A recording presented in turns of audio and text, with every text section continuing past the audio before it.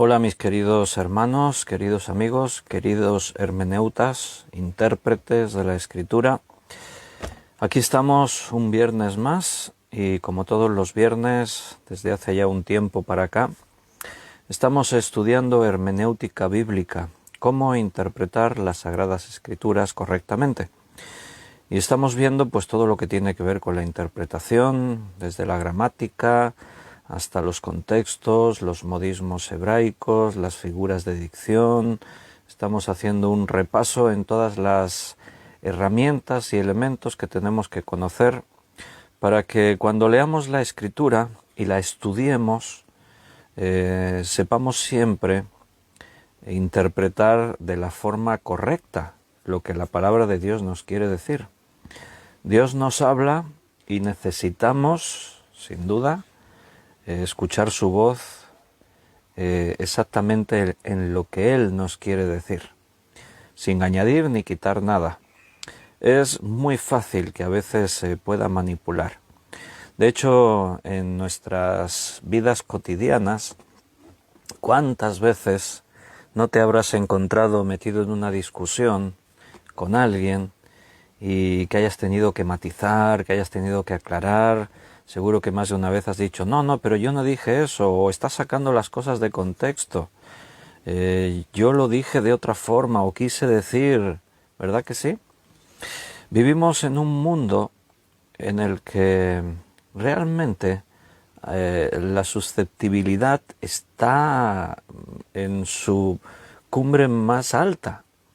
Tenemos que medir mucho lo que decimos, cómo lo decimos, porque rápidamente se malinterpretan unas palabras. Fíjate, lo que decimos, malinterpretan. Hoy en día está todo como muy sensible y utilizar según qué palabras, decir según qué cosas, en temas de ideología, en temas de política, en temas así que hacen que las cosas puedan ser sensibles. Decir según qué cosas hay que medir muy bien cómo las dices, en el contexto que las dices, para que nadie se ofenda, porque rápidamente salen personas ofendidas. Entonces, imagínate la palabra de Dios, que contiene un mensaje profundo, un mensaje con una trascendencia vital, porque es el mensaje que nos viene de parte de Dios, tiene que ver con la vida y la muerte, así que es tremendamente importante que vengamos a la Escritura y la estudiemos de la forma correcta, sin que le atribuyamos a las palabras de Dios algo que Él no dijo, o que añadamos o quitamos algo de lo que Él ha dicho o no ha dicho. Hay que ser muy cuidadosos porque este es un tema muy serio y para ello ahí estamos, semana tras semana, haciendo nuestro estudio bíblico de hermenéutica, que a la vez nos sirve como una muy buena excusa para abrir la Biblia, meternos en diferentes temas que nos van surgiendo al ver los ejemplos de la hermenéutica y así también pues enriquecernos y llenarnos de alimento espiritual. Así que lo que vamos a hacer en primer lugar es una oración para pedirle al Señor su dirección y entonces empezamos. Vamos a orar. Señor, gracias por el tiempo que ahora podemos compartir en tu presencia. Decimos tu presencia porque al abrir tu palabra, al abrir la Biblia, de pronto estamos ante tu voz, estamos escuchando lo que tú tienes que decirnos.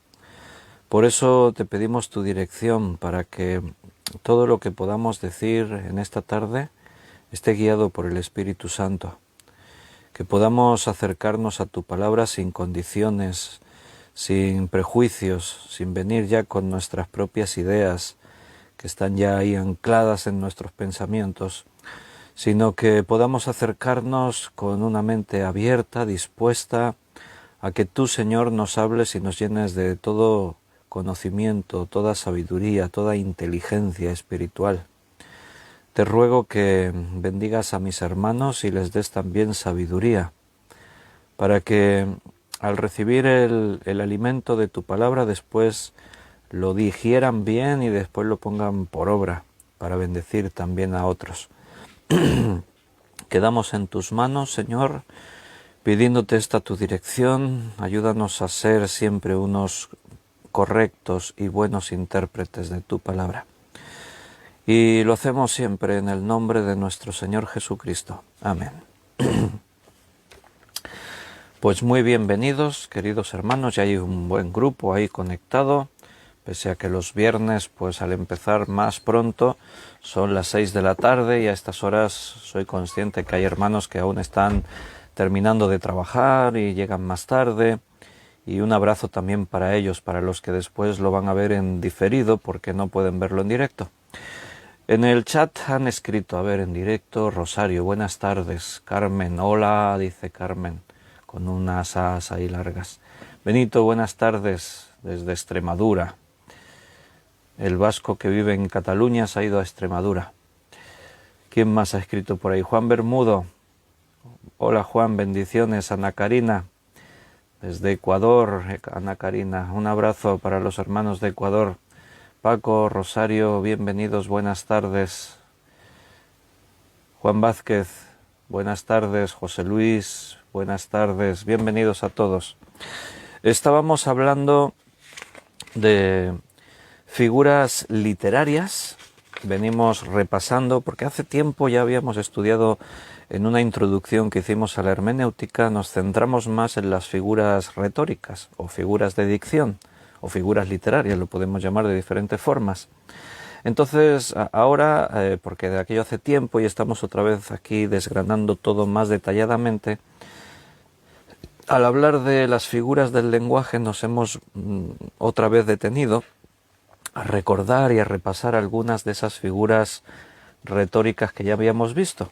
Entonces hemos mencionado algunas de las más significativas que hay en la escritura y que podrían causar problema a la hora de interpretar. Hemos visto el símil, hemos visto la metáfora, hemos visto también la metonimia, la sinécdoque, la hipérbole.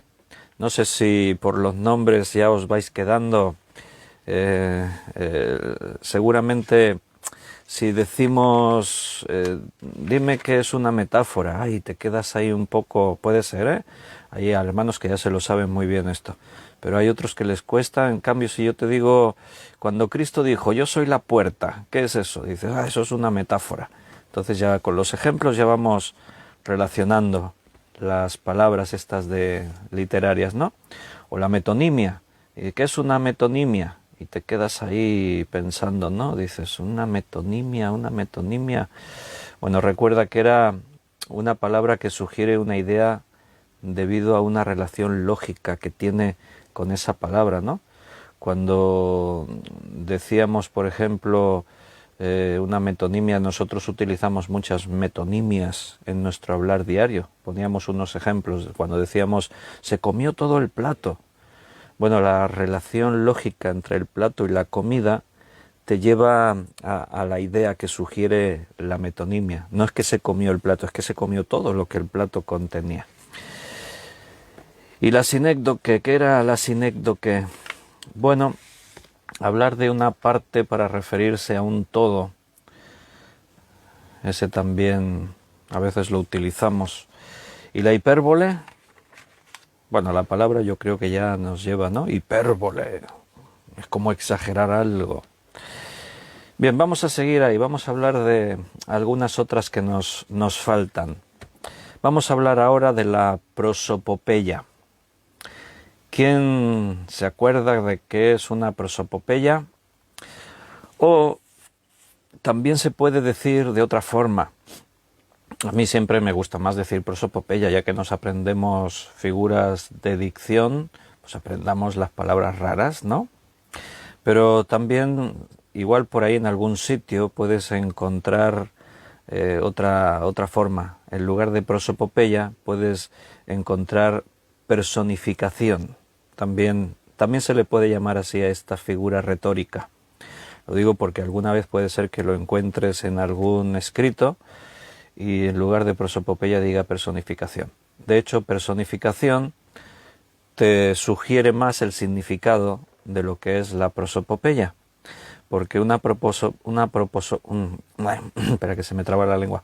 Una prosopopeya es aquello que atribuye o proyecta sobre objetos o animales, objetos o cosas inanimadas, incluso ideas abstractas, o también puede ser animales, se le atribuye acciones y características humanas.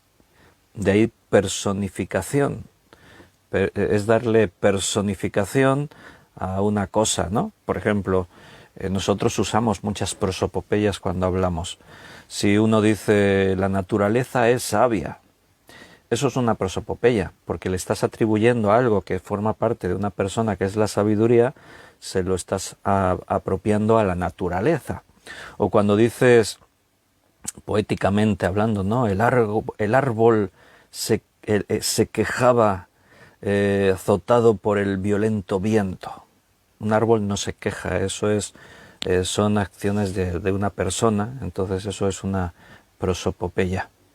O cuando dices el reloj, hace un ratito, a algunos el reloj les estaba diciendo que era la hora del estudio bíblico. Bueno, pues eso es una prosopopeya porque el reloj no dice, no habla. Como cuando dices por la noche a tu hijo, el reloj me está diciendo que es hora de irse a dormir. Pues ahora el reloj os estaba diciendo que era hora del estudio bíblico. Esos son prosopopeyas. Utilizan elementos de la naturaleza, decía Juan Vázquez. Sí, puede ser de la naturaleza, objetos, cosas inanimadas, animales, etc. Vamos a ver algunos ejemplos en la Biblia. Por ejemplo, hay unos proverbios acerca de la sabiduría muy buenos. Vamos a ver 2 o 3 ejemplos que hablan de la sabiduría, pero atribuyéndole esa personificación. Proverbios, capítulo 1, versículo 20 y 21. Proverbios 1, 20 y 21. Dice: la sabiduría clama en las calles, alza su voz en las plazas, clama en los principales lugares de reunión, en las entradas de las puertas de la ciudad dice sus razones. ¿Percibes la prosopopeya? La sabiduría, en este caso no es una persona, pero aquí se la trata como si fuera una persona. O sea, nosotros entendemos que lo que quiere decir el versículo es que una persona sabia podría clamar, ¿no? Pero aquí dice la sabiduría clama en las calles, como si la sabiduría ella misma fuese una persona. Clama en las calles, alza su voz en las plazas, clama en los principales lugares de reunión, en las entradas de las puertas. Bueno, la sabiduría no es quien clama, clama una persona, clama la palabra de Dios, clama alguien que está manifestando una verdad, una realidad. Pero esto es una prosopopeya. Y recuerda que las figuras de dicción lo que hacen es enriquecer muchísimo el lenguaje, porque con una sola frase tú imaginas mucho más que las pocas palabras que se están diciendo. Si se dijese literal lo que se quiere decir no tendría tanta fuerza como cuando utilizas la figura de dicción. Por ejemplo, el ejemplo que yo antes os decía, no es lo mismo decir hacía un viento muy violento que movía los árboles. No es lo mismo decir eso, así lo has dicho literal, o sea, tú sabes lo que estaba ocurriendo, que había un viento fuerte que hacía que los árboles se moviesen, pero si dices los árboles se quejaban azotados por el fuerte viento, la figura de dicción tiene una fuerza especial, te lleva a que tu mente imagina. Porque si yo digo el viento movía muy fuerte los árboles, lo entiendo. Pero si digo los árboles se quejaban azotados por el violento, ahí yo ya estoy escuchando el crujir de la madera del árbol, estoy viendo ahí como en mi mente todo eso, ¿no? Estoy viendo cómo las hojas, las ramas se azotan y las hojas salen disparadas para todos los lados por el fuerte viento. Por eso la Biblia tiene muchas figuras de dicción. especialmente los libros poéticos, porque la poesía siempre aprovecha mucho estos recursos literarios de lo que son las figuras de dicción. Bienvenidos a los hermanos que estáis incorporándoos. Los que han llegado un poquito tarde nos tienen que explicar qué es una prosopopeya. Por llegar tarde. Por llegar tarde ahora, venga, sal al frente. A ver, Gaby y Yoli, salid al frente y explicarnos qué es una prosopopeya. Es broma, ¿eh? Pero sí, estamos hablando de otras figuras de dicción o figuras retóricas y estamos viendo que es una prosopopeya. Es proyectar sobre animales, objetos, acciones, todo aquello que le atribuimos acciones y formas de personas a cosas que no son naturales. Estamos viendo algunos ejemplos de lo que Proverbios dice de la sabiduría. Hemos visto uno en el capítulo 1, 20-21, vamos a ver otro en el capítulo 8, versículo 1 y 2. Dice, ¿no clama la sabiduría y da su voz la inteligencia? En las alturas junto al camino, a las encrucijadas de las veredas se para. ¿Notas? Se para, clama. ¿Quién? La sabiduría y la inteligencia. Bueno, la sabiduría y la inteligencia pertenecen a las personas, que son las que claman y las que se paran. Pero aquí se utiliza la personificación o la prosopopeya, es lo mismo, para atribuir a la sabiduría y la inteligencia formas y acciones de lo que haría una persona. Un poquito más adelante, en el capítulo 9, versículo 1 y 2, tenemos otro ejemplo de prosopopeya sobre la sabiduría. Capítulo 9, 1 y 2. La sabiduría edificó su casa, labró sus 7 columnas, mató sus víctimas, mezcló su vino y puso su mesa. ¿Ves?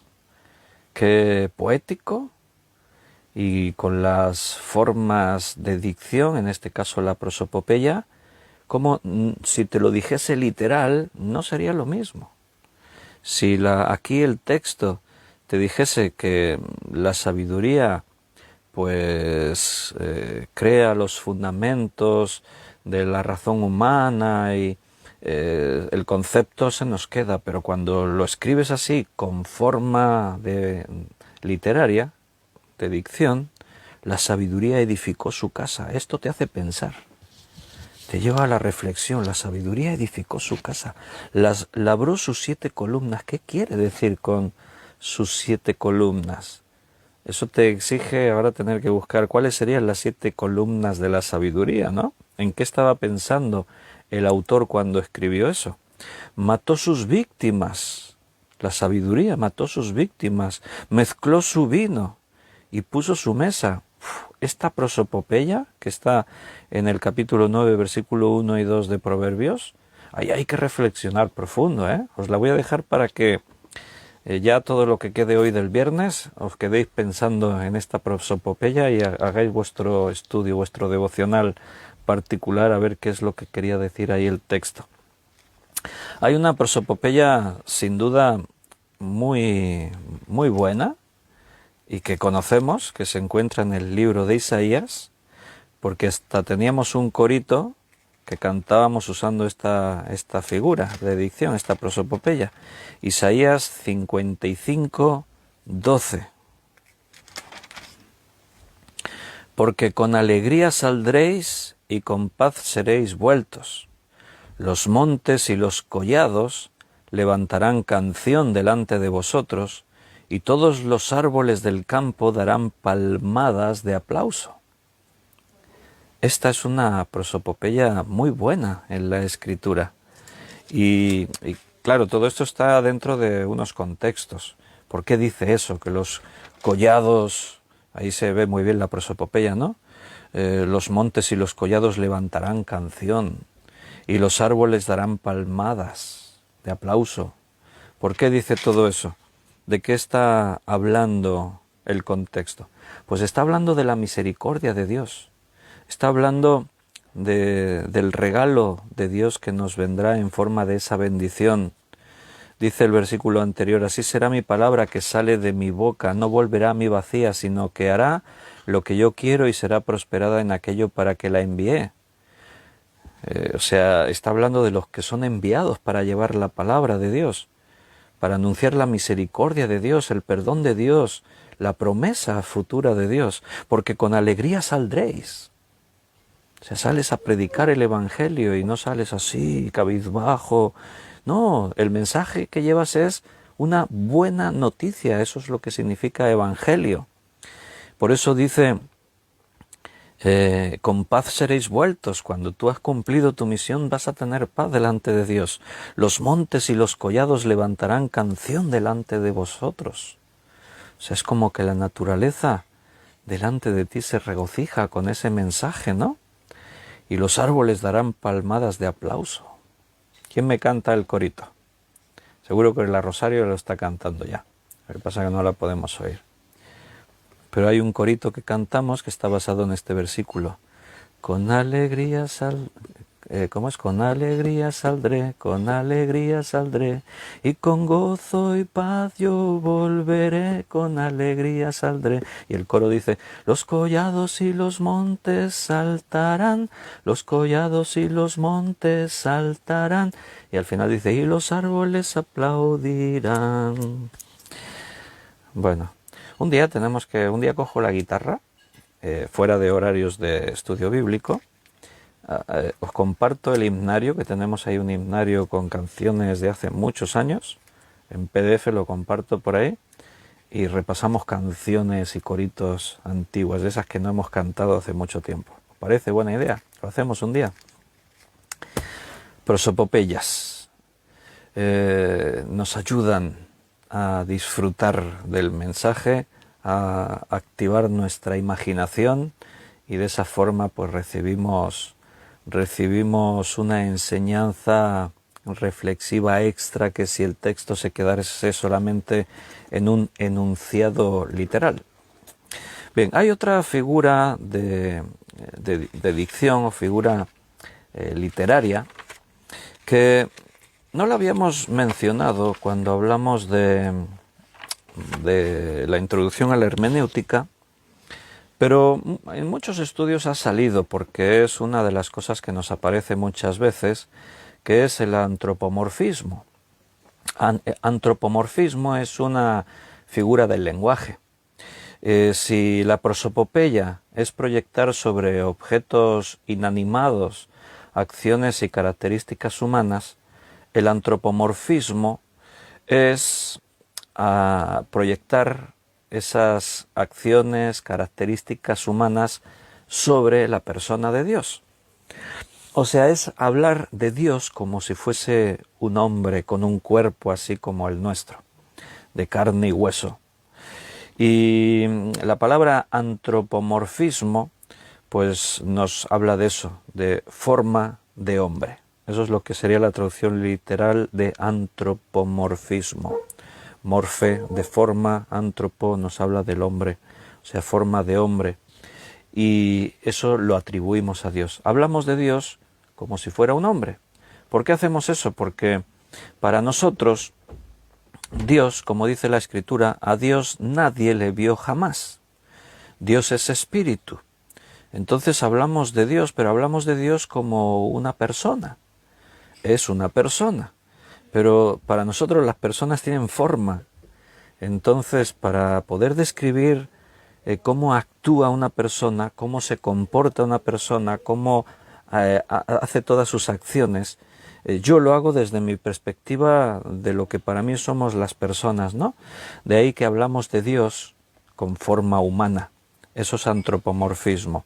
Solamente un par de ejemplos, porque en muchos estudios sale, cuando hablamos de Dios, la Escritura está llena de esta figura literaria, el antropomorfismo, porque para hablar de Dios nos referimos a Dios así en estos términos. Salmo 34, versículo 15.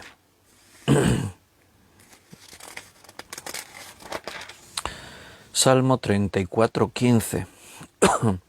Los ojos de Jehová están sobre los justos y atentos sus oídos al clamor de ellos. ¿Notas el antropomorfismo? Los ojos de Jehová, los oídos de Jehová. Cuando decimos que Dios es omnipresente, está en todo lugar. El salmista decía, si subiere a lo más alto, allí está, si bajase a los valles, tú allí me hallarías, al Seol, incluso dice, allí me encontrarías. O sea, Dios está en todas partes. Entonces, los ojos de Dios están en todo lugar, te ven allí donde estés, donde te muevas, donde no te puedes esconder, siempre los ojos de Dios te ven. ¿Cómo te imaginas a Dios? Ojos de Dios por todo el universo, mirándonos, contemplándonos. Es un antropomorfismo. Los oídos de Jehová están atentos a nosotros, dice, sobre los justos, atentos al clamor de ellos. Esta forma literaria de hablar, sin duda, pues nos está transmitiendo un mensaje. Porque yo he mencionado, Dios es omnisciente, es omnipresente, lo sabe todo y está en todo lugar. Quiere decir que Dios ve a todo el mundo, pero aquí no habla de todo el mundo, habla de los justos. O sea, el justo por la fe vivirá. O sea, ¿quiénes son los justos? Los que han creído en Dios. Si tú has creído en Dios, estos versículos son para ti. No están sobre ti los ojos de Dios para vigilarte y castigarte, no. Es para escuchar tu clamor, o sea, para estar cerca de tus problemas. Eso es lo que dice este versículo. Y esta forma de decirlo, pues es hermosa para nosotros, ¿verdad? Porque ahí el Señor se vuelve cercano. El Señor ya no es un Dios justo y lejano que castiga, sino que ahí de pronto Dios se hace cercano a cada uno de nosotros.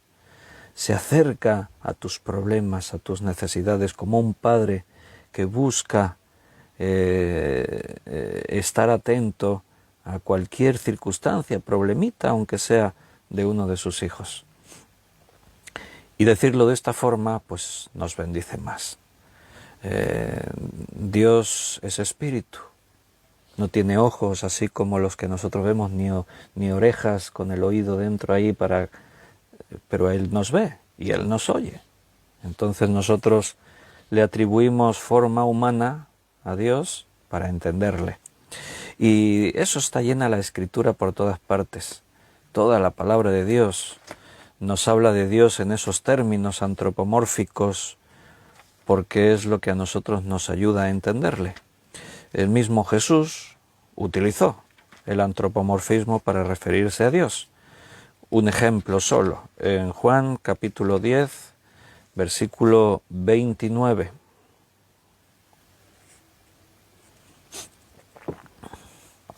Juan 10, 29, dice, Jesús está hablando de mis ovejas, aquí este es el pasaje que él aparece como el buen pastor, y dice acerca de las ovejas, mi Padre me las dio, es mayor que todos, mi Padre que me las dio es mayor que todos, y nadie las puede arrebatar de la mano de mi Padre.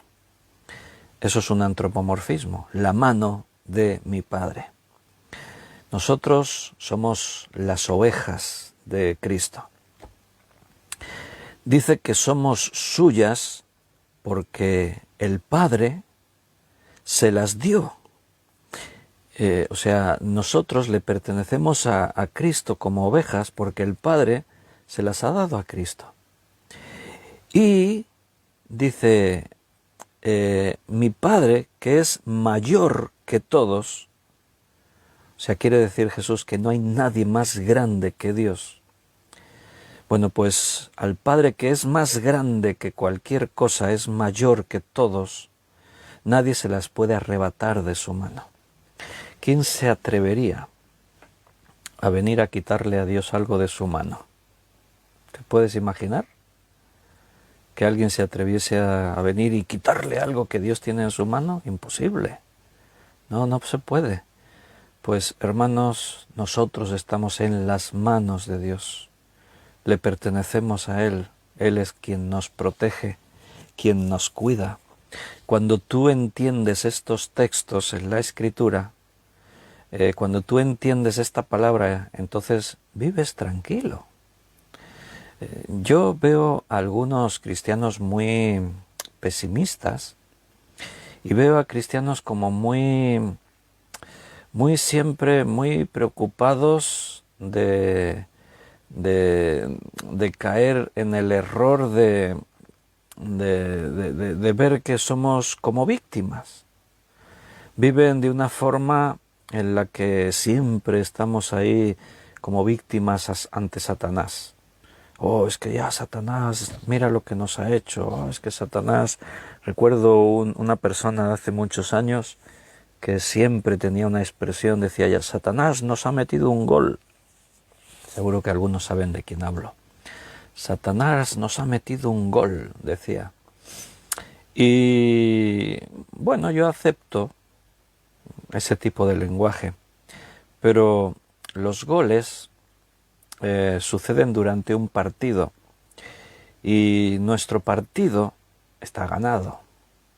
Entonces no es lo mismo decir, oh, Satanás nos ha metido un gol, a decir, bueno, ¿y qué? Nos ha metido un gol, vamos a ganar el partido. ¿Entiendes? El cristiano es una persona optimista, es una persona que ve los problemas bajo la perspectiva de Dios. Repito lo que decía antes, no seas de esos cristianos que ven a Satanás en todo. Sí, es nuestro enemigo, eso es cierto. Anda alrededor como un león rugiente mirando a quién devorar. Correcto, todo eso es correcto. Y hay que hacer lo que la palabra de Dios nos enseña concerniente a nuestro enemigo. Hay que mantenerse donde Dios ha dicho que nos mantengamos. Pero si tú estás en las manos de Dios, si Dios es por nosotros, ¿quién contra nosotros? O sea, tú no tienes que vivir coaccionado por el miedo de que Satanás, por aquí, por allá. Hay hermanos que ven a Satanás en todo, van con el coche por la carretera, se quedan sin gasolina y se quedan ahí tirados en mitad de la carretera y ¡ay, Satanás, qué terrible que ha hecho! No, Satanás no ha hecho nada. Si te quedas sin gasolina en tu coche es porque eres un descuidado. Ya a mí me ha pasado, de quedarme sin gasolina. Apuras, dices, no, todavía tengo, me da tiempo.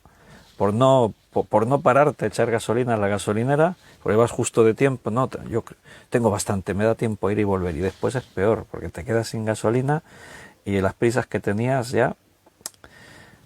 Pero no fue Satanás, fue que te descuidas. Me descuidé, tenía que no haber apurado tanto el depósito, tenía que haber echado gasolina antes.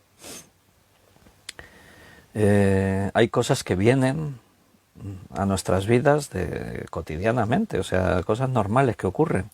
No veas a Satanás detrás de todo. En este mundo hay enfermedad, en este mundo hay problemas, hay escasez, cuando la Biblia nos advierte acerca del enemigo, tiene que ver más con esos asuntos espirituales, de la tentación, del engaño, de hacerte dudar contra Dios, de crear división. Es más sutil Satanás. No está tan preocupado el diablo de hacer que te quedes sin gasolina o que llegues tarde a un sitio porque había mucha caravana de coches en la carretera. Los ataques de Satanás son más sutiles que esos. Entonces tú tienes que aprender que en Dios estamos seguros. Por eso, qué buena este antropomorfismo. Nadie nos puede arrebatar de la mano del Padre.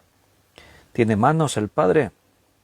Todos entendemos esa forma literaria de decirlo. Estamos en sus manos. Vamos a ver otra figura. Vamos a ver dos, porque tienen relación. La ironía y el sarcasmo. La ironía y el sarcasmo. ¿Qué es la ironía?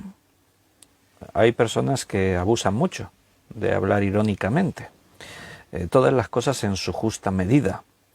Y la ironía puede ser utilizada por algunos, se pueden acostumbrar algunos. Y bueno, hay que ser sabio a la hora de utilizar la ironía, y el sarcasmo es más delicado. Ahora hablamos de eso. ¿Pero qué es la ironía? Bueno, pues podríamos definirlo algo así como decir lo contrario de lo que se quiere decir. O sea, la ironía dice, dice lo contrario de lo que se quiere decir, con el propósito de subrayar algo que puede ser absurdo. En la ironía hay cierto elemento de burla.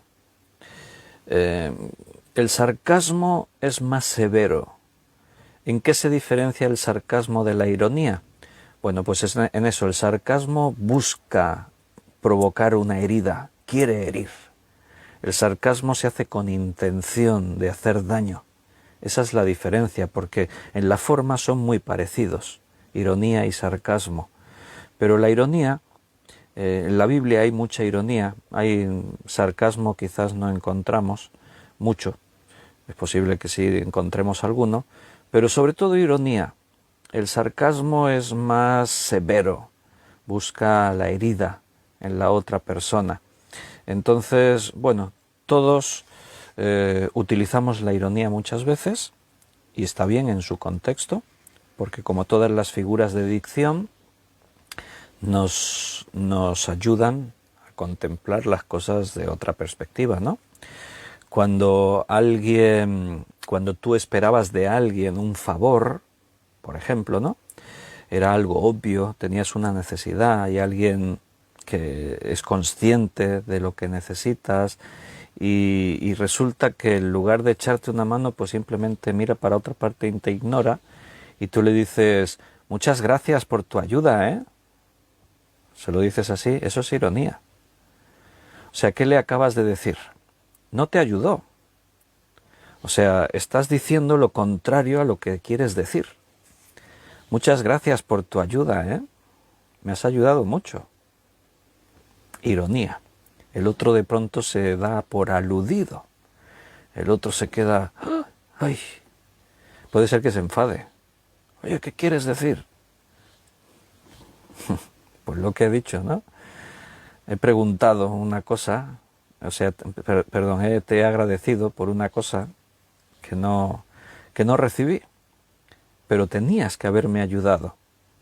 En la Biblia hay algunas muy buenas ironías. Hay una que la hemos mencionado ya cuando hemos hablado de la ironía, pero es que la tenemos que recordar porque es una de las mejores ironías que podemos encontrar en la Biblia. Y se encuentra en el primer libro de Reyes, capítulo 18.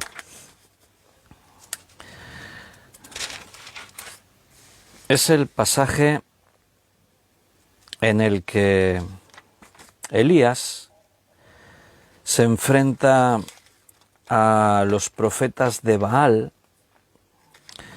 y para entender bien la ironía tenemos que meternos bien en el contexto, porque la escena es muy peculiar.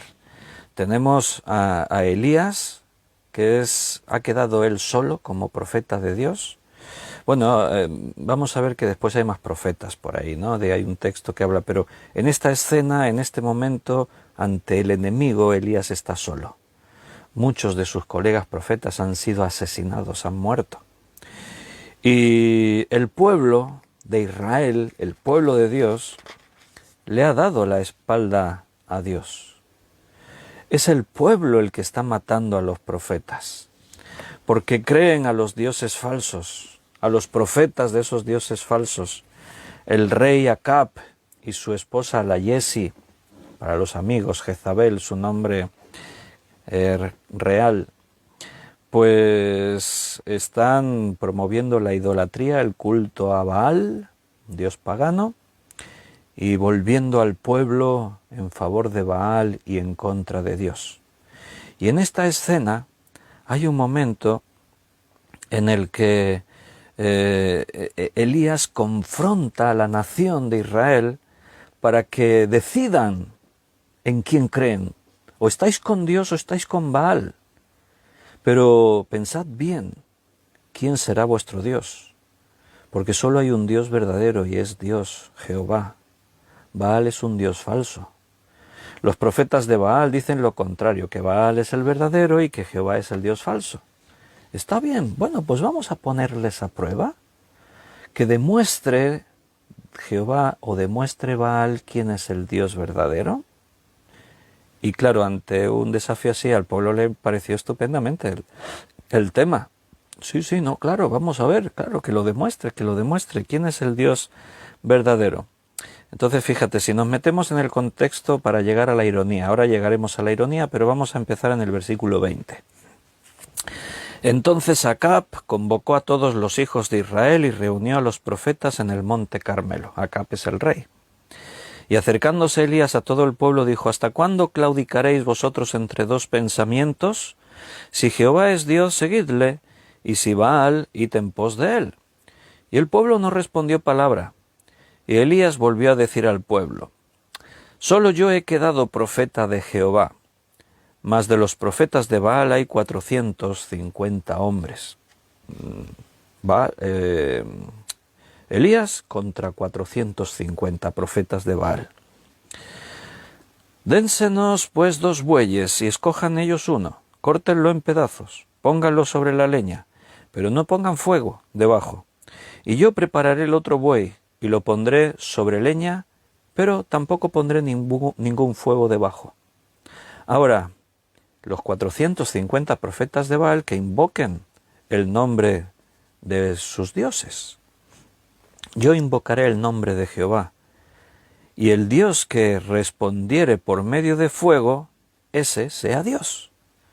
Y todo el pueblo respondió diciendo: bien dicho, bien, todos, hombre, claro, iban a ver espectáculo. Al pueblo le gustan esas cosas, que haya espectáculo. No siempre Dios actuará de esa manera. Aquí lo hizo así. No es que Dios seguía a Elías, Dios le dijo a Elías lo que tenía que hacer. Entonces Elías está haciendo lo que Dios le ha mostrado. Yo voy a demostrar que soy Dios. Pero eso lo hace una vez Dios, no tiene que demostrarnos constantemente quién es. Ya quedó demostrado. A los hombres les gustaría tener demostraciones cada día, pero no va a ser así.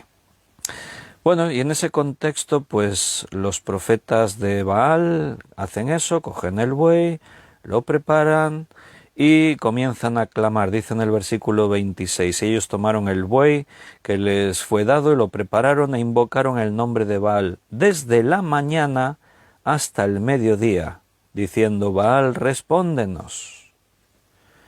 Desde por la mañana hasta el mediodía, toda la mañana entera, un montón de horas clamando a Baal. Pero no había voz, ni quien respondiese. Entre tanto ellos andaban saltando cerca del altar que habían hecho. Baal no respondía. Saltaban, gritaban. Claro, ¿cómo va a responder Baal si es un ídolo? Y al mediodía, Elías viene y ahí les deja su ironía. Versículo 27. Gritad en alta voz, porque Dios es. Quizás está meditando, o tiene algún trabajo, o va de camino, tal vez duerme y hay que despertarle, gritad más fuerte. Eso es ironía. Fíjate que comienza diciendo se burlaba de ellos. Podría dar una impresión de que el hecho de la ironía, la burla, es el menosprecio, tratar de ridiculizar, pero por eso hemos dicho hay que situarse en la escena. Elías es un solo hombre y ellos son 450. Ellos hasta ahora vienen con el rey respaldándoles y la reina Jezabel, y todo el pueblo está simpatizando con ellos, porque el pueblo siempre se va a bailar pues con quien toca, y en este caso la mayoría son los que nos interesan más. O sea, Elías, al usar la ironía, está demostrando su valentía y su seguridad en Dios. Y en este contexto esa ironía está bien. O sea, no uses ironía para ridiculizar a nadie, para burlarte de alguien, para menosprecio. No tenemos que hacer eso. Pero entiendes en el contexto que aquí la ironía es totalmente lícita. Aquí tenemos que demostrar quién es Dios, Baal o Jehová. Ellos dicen que es Baal y Jehová es un Dios falso. Ah, sí, pues venga, demostradlo. Ironía. ¿No responde a vuestros gritos? Ahora a continuación dice que hasta se clavaban cuchillos y lancetas hasta chorrear sangre y clamaban dando grandes voces: Baal, respóndenos. Y Elías por allí: gritan más fuerte, eso es que está dormido, o es que viene de camino. Es Dios, ¿no? Pues a lo mejor es que está meditando. Ironía, pero ironía con un mensaje. Bueno, la historia ya sabéis cómo termina, ¿verdad? Después Elías prepara el buey, tiene la leña, no pone fuego, pero lo que hace Elías es llamar a unos que había allí y les dice: llenad 4 cántaros de agua, derramadla sobre el holocausto, sobre la leña. Dijo: hacedlo otra vez. Y dijo una tercera vez: hacedlo otra vez. O sea, a ver si no nos fallan las matemáticas. 4 cántaros por 3 veces, 12 cántaros de agua echó sobre el holocausto y la leña. Aquello estaba, dice que el agua corría alrededor del altar y se había llenado de agua la zanja, todo estaba empapado en agua. Pero entonces Elías dijo: Jehová, Dios de Abraham, de Isaac y de Israel, sea hoy manifiesto que tú eres Dios en Israel y que yo soy tu siervo, y que por mandato tuyo he hecho todas estas cosas. Respóndeme, Jehová. Nota, y por mandato tuyo he hecho todas estas cosas. Lo digo así para que no se te vaya a ir ocurriendo, retando a nadie, y ahora voy a clamar a Dios y va a caer fuego del cielo. No, si Dios te dijo que lo hagas, hazlo, pero si no te lo dijo, no lo hagas. ¿Entiendes? Porque Dios no va detrás nuestro, Dios va delante nuestro. Él es quien nos dice lo que va a hacer y entonces nosotros lo seguimos y podemos anunciar lo que Él ha dicho que va a hacer. Respóndeme, Jehová, para que conozca este pueblo que tú, oh Jehová, eres el Dios y que tú vuelves a ti el corazón de ellos. Entonces cayó fuego de Jehová y consumió el holocausto, la leña, las piedras, el polvo y aún lamió el agua que estaba en la zanja. Quedó demostrado: Baal es un dios falso, Jehová es el Dios, el único Dios verdadero. La ironía, buenísima, pero en su contexto. Pablo también usa de ironía. Primera de Corintios, capítulo 4. ¿Recuerdas? Los corintios son unos hermanos carnales, se han quedado niños espirituales, no han madurado, abusan de buscar lo espiritual, los dones en la iglesia de Corinto corrían por todas partes. Pablo tiene que venir y poner en orden con el tema de las lenguas, el hablar en lenguas. Los corintios era una iglesia dividida, habían hecho sus grupos, consentían pecados bien feos, el amor brillaba por su ausencia en la iglesia de Corinto. Y a pesar de todo eso, los corintios se atrevían a juzgar a Pablo. Y en ese contexto, primera carta a los Corintios, capítulo 4, si leemos desde el versículo 3 en adelante para que lleguemos a la ironía en el versículo 8, pero vamos a leer en el versículo 3, yo en muy poco tengo el ser juzgado por vosotros o por tribunal humano, y ni aun yo me juzgo a mí mismo, porque aunque de nada tengo mala conciencia, no por eso soy justificado, pero el que me juzga es el Señor. O sea, notas, Pablo está confrontándolos porque los corintios le juzgaban. Este se llama apóstol, pero no es como los otros apóstoles que estuvieron con Jesús en vida. Hablábamos de eso ayer precisamente en Efesios, hablando del apostolado. Y este Pablo que se cree que no sé qué, y Pablo dice: mira, yo tengo muy poco el ser juzgado por vosotros. Me da igual que me juzguéis, porque el único que puede juzgarme es Dios. Yo no tengo nada malo en mi conciencia, pero no me justifico por eso. O sea, no es porque yo sea buena persona que soy justificado por la fe en Jesucristo. Por eso el que me juzga es el Señor. Versículo 5. Así que no juzguéis nada antes de tiempo, hasta que venga el Señor, el cual aclarará también lo oculto de las tinieblas y manifestará las intenciones de los corazones, y entonces cada uno recibirá su alabanza de Dios. Mira, a veces somos juzgados injustamente y nos quedamos ahí, ¿no?, con las ganas de defendernos. Mira, a veces tu defensa, si tiene que ser porque la obra no salga perjudicada, adelante, pero porque te duela en el yo, que eso no te importe. A veces nos duele que digan cosas de nosotros falsas, que pongan en nosotros motivaciones falsas. Pero, ¿sabes? Yo he aprendido muchas veces a callarme, porque tengo a quien me defiende. Si lo que te han dicho es mentira, déjalo. Ahora, si perjudica la obra, entonces sí, defiende. Pero si simplemente esos ataques que vienen contra tu persona a veces y la gente que te conoce saben que es mentira, pues descansa en el Señor. Mira, no hay nada oculto que no vaya a ser manifiesto. En su día, dice el Señor, todo saldrá a la luz y cada uno recibirá su alabanza de parte de Dios. Pero esto, hermanos, no lo he presentado como ejemplo en mí y en Apolos por amor de vosotros, para que en nosotros aprendáis a no pensar más de lo que está escrito, no sea que por causa de uno os envanezcáis unos contra otros. Porque ¿quién te distingue? ¿O qué tienes que no hayas recibido? Y si lo recibiste, ¿por qué te glorías como si no lo hubieses recibido? Y ahora viene la ironía. Y ya estáis saciados, ya estáis ricos. Sin nosotros reináis, y ojalá reinaseis para que nosotros reinásemos también juntamente con vosotros. Eso es una ironía. Yo pongo el tono así y es más fácil identificar la ironía.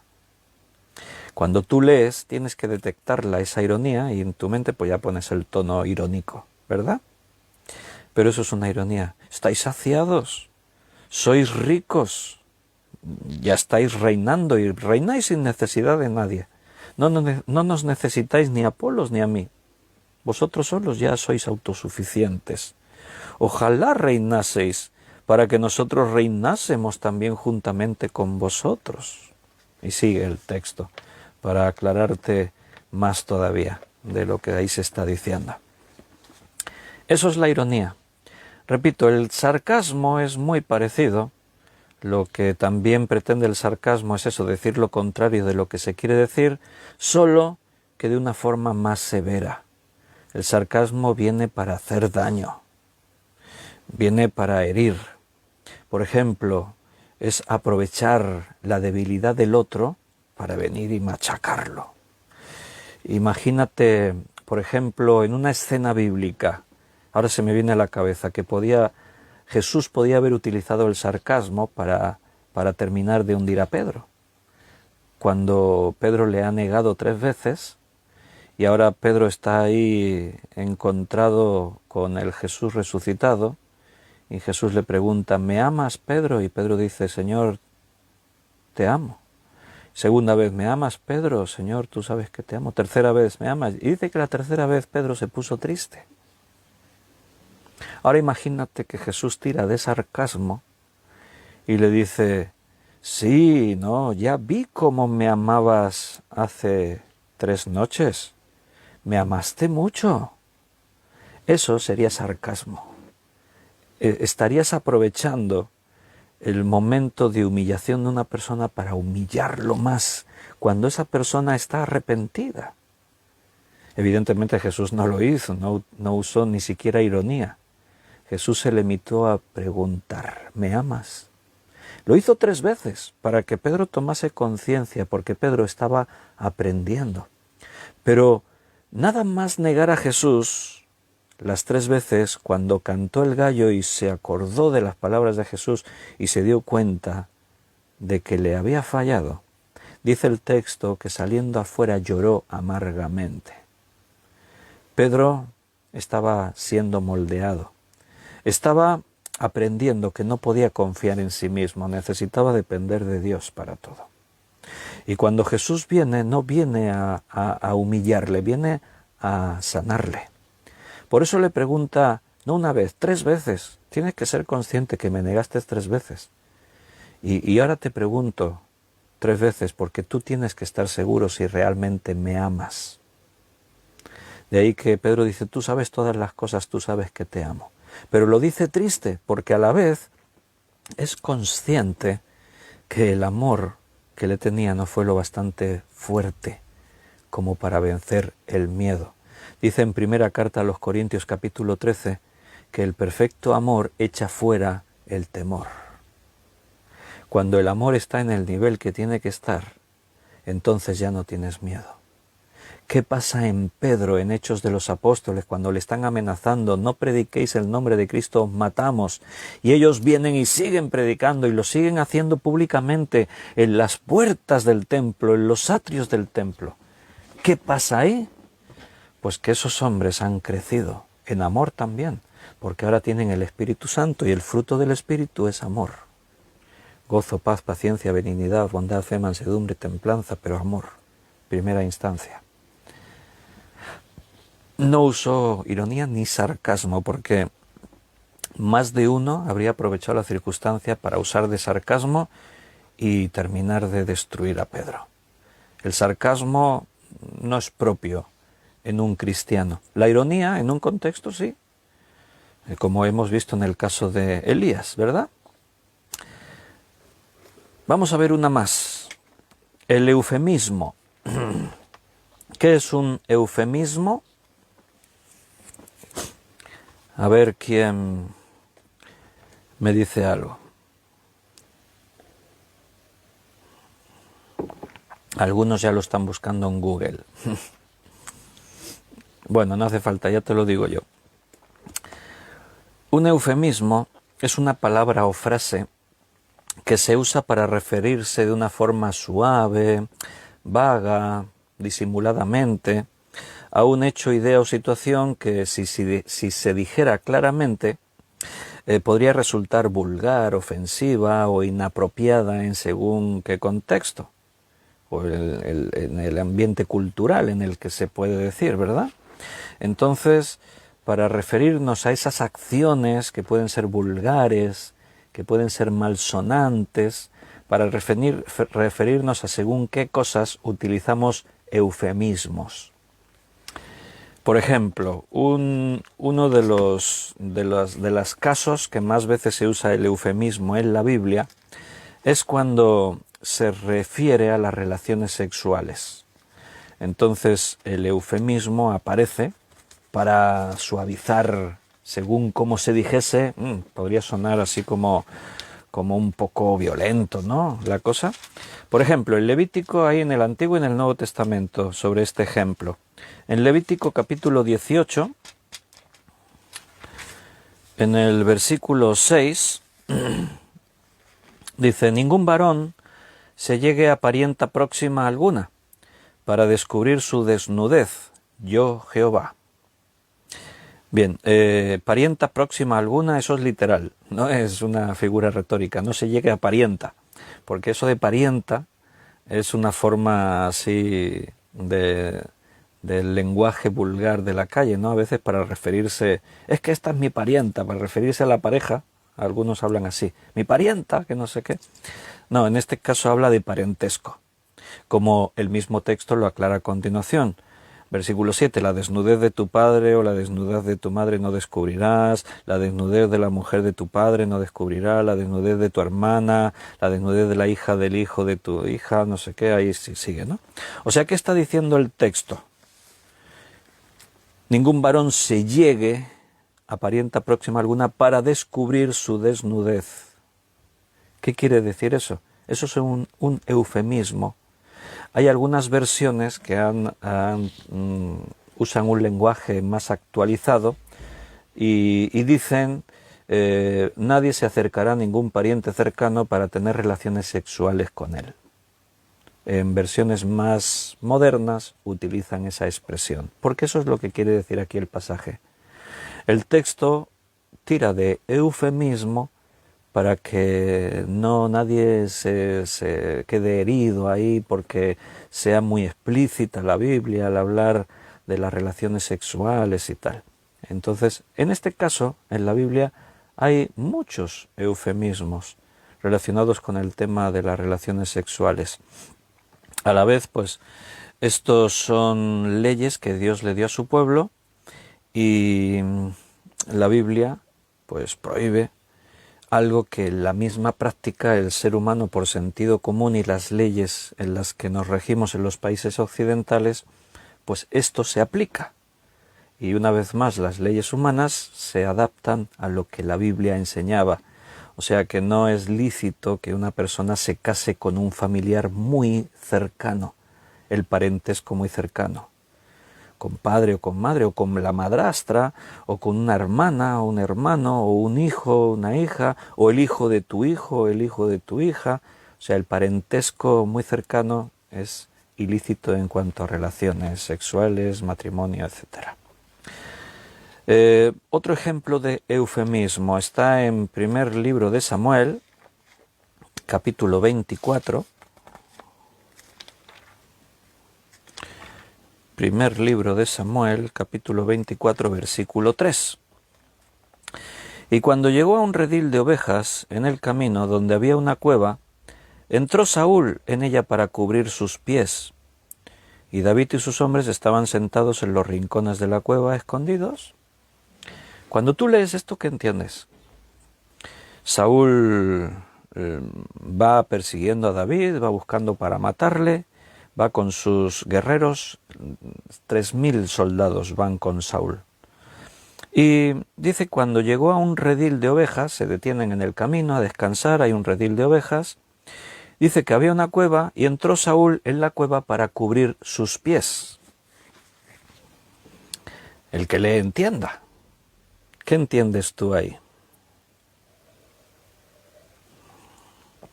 Que venía cabalgando por el camino con los pies descubiertos. ¿Por qué tienes que entrar a una cueva para cubrir tus pies? Ahí hay un eufemismo, porque a la vez esto podría ser un modismo hebraico. Los hebreos se entendían bien cuando hablaban así. Pero esto es un eufemismo porque en lugar de decir que entró a la cueva para hacer sus necesidades, aún se podría decir de una forma así más vulgar, utiliza una expresión, cubrir sus pies. Pero en realidad el texto lo que quiere decir es que entró a la cueva para hacer sus necesidades. Fíjate cómo es la Biblia, de rica que hasta nos da esos detalles. No, pero había un motivo, porque es que dentro de la cueva estaba David y sus hombres que se habían escondido y ahora resulta que entra Saúl sin saber que David y sus hombres están ahí dentro. Y ahí podía haber David puesto fin a su problema con Saúl. Está solo, sus 3000 hombres están fuera, ignorantes de lo que ocurre dentro de la cueva. Ha entrado Saúl solo porque para hacer sus necesidades no necesitaba a los 3000 hombres, ¿verdad? Entonces la Biblia usa de un eufemismo, el escritor usó de un eufemismo para que no sonase un poco vulgar o fuera de lugar, ¿no? Porque no era el objetivo decir que Saúl iba a hacer sus necesidades, sino lo que iba a ocurrir ahí dentro de la cueva. Pero qué interesante, que este eufemismo está muy bien. Ya la próxima vez que vayas a hacer tus necesidades, pues se lo dices a tus familiares, dices, voy un momento a cubrir mis pies.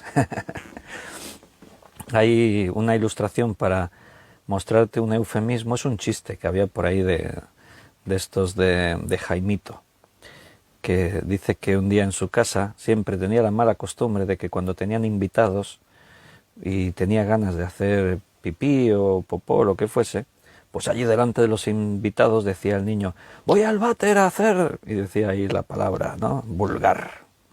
Y la madre dice, Jaimito, pero así no se dice, hombre. Dice, tienes que aprender a ser más educado. Mira, vamos a pactar algo.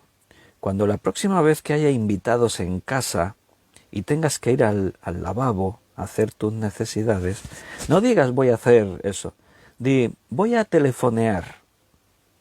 Y así queda más bonito, un eufemismo. En lugar de decir voy a hacer las necesidades, pues digo voy a telefonear. Y efectivamente, pues un día que estaban por ahí unos invitados en casa y se levanta Jaimito allí de la mesa y dice, mamá, me voy a telefonear, que me estoy telefoneando. Y se fue. Bueno, eso sería un eufemismo. Hablar de, de una cosa, hablar de una forma suave, vaga, indirectamente, para referirse a un hecho, a una situación que, según en qué contexto, pues puede resultar un poco vulgar o violenta. También se pueden utilizar eufemismos en otros términos para no herir sensibilidades o intentar ser más suaves a la hora de hablar de realidades como la muerte, por ejemplo.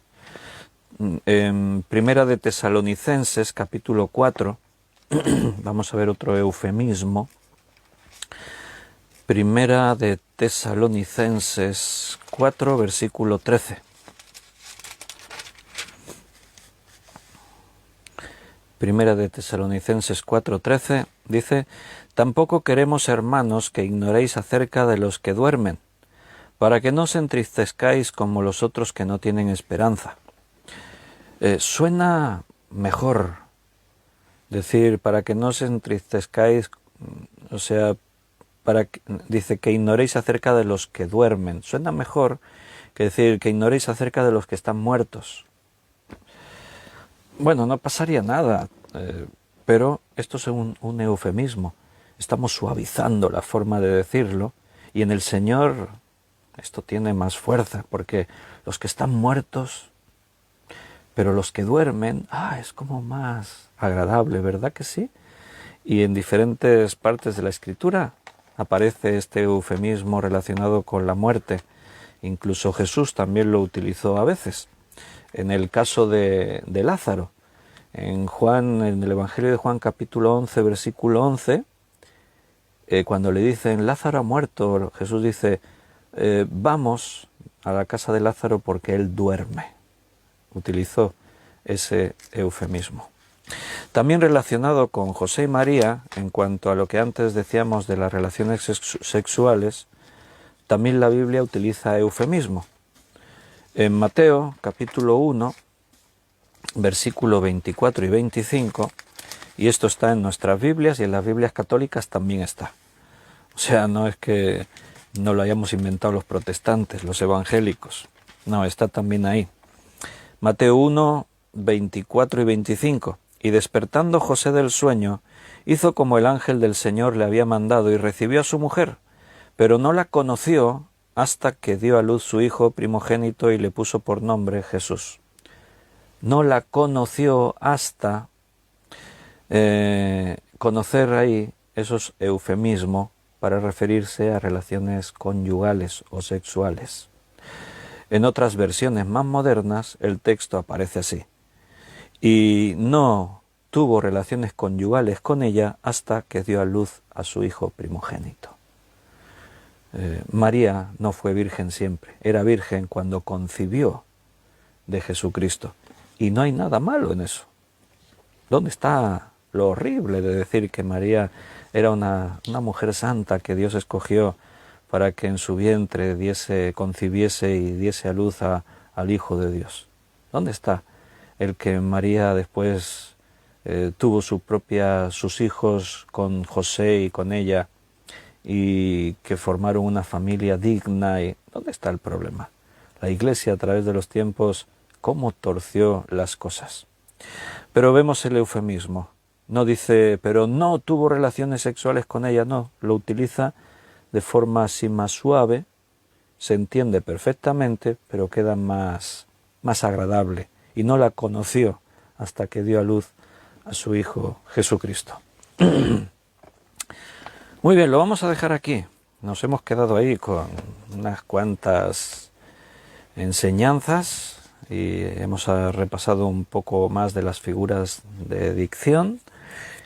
Esta noche, ahora porque no tengo mucho tiempo, porque ya voy a prepararme las cosas y ya prontito me voy para ir a dar la clase de seminario, pero esta noche os voy a dejar ahí en los comentarios de este vídeo, os voy a poner unos cuantos textos que contienen figuras retóricas, figuras figuradas, o sea, lenguaje figurado, figuras de dicción.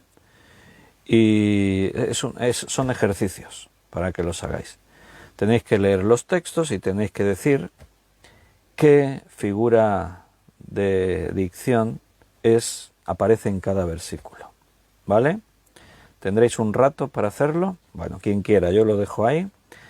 Pero ya digo, será ya por la noche, cuando vuelva a casa de dar la clase del seminario y tenga un ratito y me pongo y escribo ahí unos cuantos versículos de ejercicio para así nos esforzamos a ver si hemos entendido las figuras y si las sabemos identificar y escribirlas en los versículos que aparezcan. Lo vamos a dejar aquí por hoy.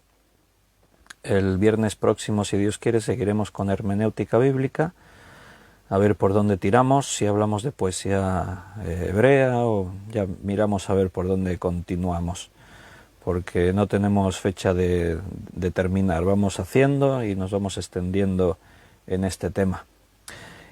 Mañana sábado nos vemos a las 9 de la noche y seguiremos estudiando la palabra de Dios. Así que hermanos, un gran abrazo. Y no, las podéis escribir ahí mismo, en los comentarios. Dice Yoli y Gaby que si las mandan. Ahí en los comentarios mismos, si os animáis, podéis escribirlo. Y así participamos todos. Un abrazo, que Dios os cuide, os bendiga, os amo con el amor del Señor. Nos vemos mañana, si Dios quiere, sábado a las 9 de la tarde. Hasta mañana.